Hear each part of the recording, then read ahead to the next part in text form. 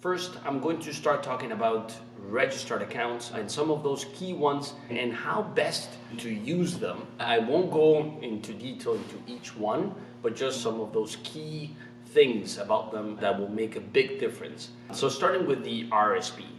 So RRSP, as you know, that's for your retirement. Two very important things within the RRSP is that it is tax deductible and tax sheltered.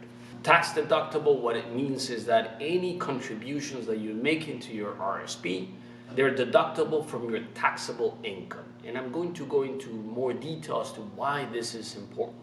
And they're tax sheltered, and what that means is that any earnings that are earned within the plan, they don't pay any taxes. Now, one thing that I do want to emphasize about the RRSP, and this is a big misconception, is that you're not avoiding to pay taxes, you're deferring taxes. You won't be paying taxes now, so you're deducting the taxes now, but you will be paying them when you withdraw from your RRSP. And this is extremely important to know because a lot of people don't invest their RRSP smartly or correctly. And what that means is that yes, you're avoiding taxes now, but when you withdraw them in the future, if you did not grow it smartly, you eventually could be paying the same taxes or more. Moving on to the tax-free savings account. So tax-free savings account, as most of you know, any earnings within the tax-free savings, they're sheltered of tax, similar to your RRSP. However, the main difference, and maybe the biggest one and most important one, is it is fully free of tax. You're not deferring taxes. You don't pay taxes at any point. It's a fantastic account because you can use your tax-free savings in conjunction with your RRSP to maximize your return on your investment for the long term or for your retirement. If you allocate your higher earning investments within the tax-free savings and some of your more conservative ones on the RRSP, in the end, you can be paying less taxes. My recommendation is make sure that you see what is your contribution room on your tax-free savings, and if you not have maximized it, try to maximize it, and also see if you're earning the right amount in your tax-free savings, because this is the one that you want to be utilizing to the fullest potential. The tax-free savings was actually created after the 2008 financial crisis, and part of that is because the government wanted to incentivize people to save money, to save for situations like the ones that it happened. It's quite rare to see a government create an account where they are saying, I won't charge you any taxes, and my advice is try to maximize it and utilize it in a way that you're investing in investments that are generating as high as possible return, given that it's a great vehicle to invest.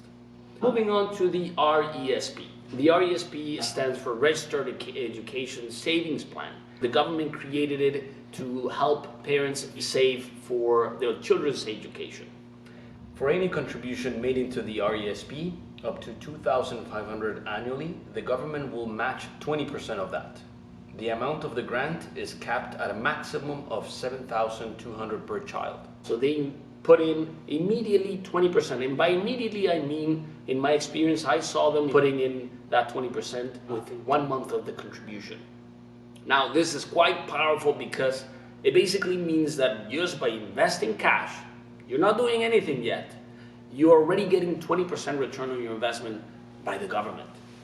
Now, similar to the RESP, it is tax sheltered, so you don't pay any taxes in between the period that you have it within the RESP. So any earnings are not paying any taxes.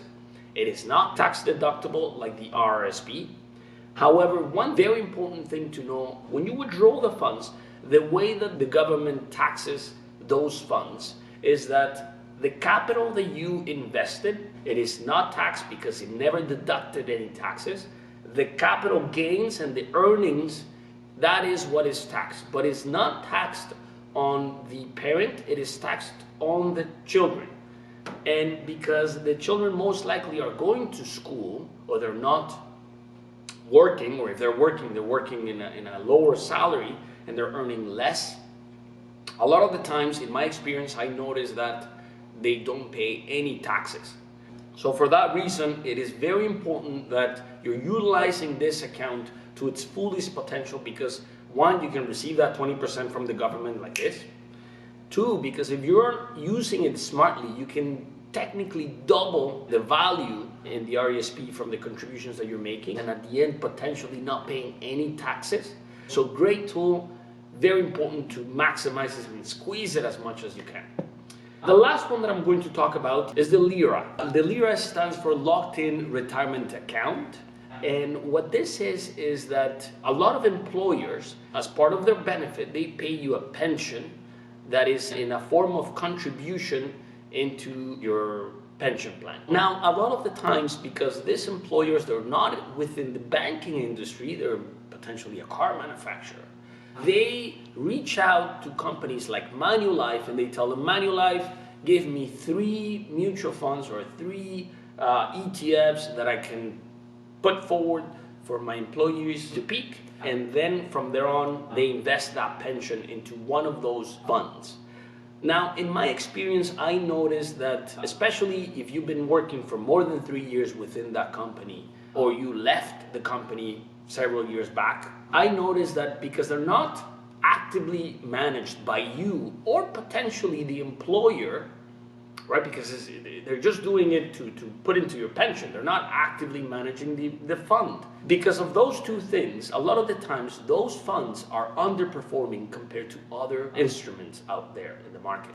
Also, what I noticed is that a lot of those funds are discontinued, especially if you left your employer several years back and is not longer receiving additional funds, is not being actively managed. So it's basically earning nothing or losing money.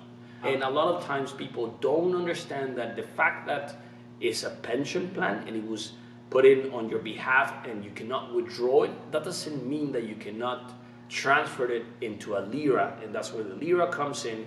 Yes, you won't be able to withdraw it, but you'll be able to manage it yourself. So it's very important that you see what type of investments are within your pension, if you have one, and if it's underperforming, that you take the necessary steps to potentially transfer into a LIRA and then manage it yourself. Okay, so in recap, we talked about 4 main accounts: the RRSP account, the tax-free savings, the RESP, and the LIRA. Like I mentioned, there are many other ones, but those are the main ones that the government has purposely created them to help people meet some of their long-term goals. So it's very important to utilize them to its full potential in order to meet those goals.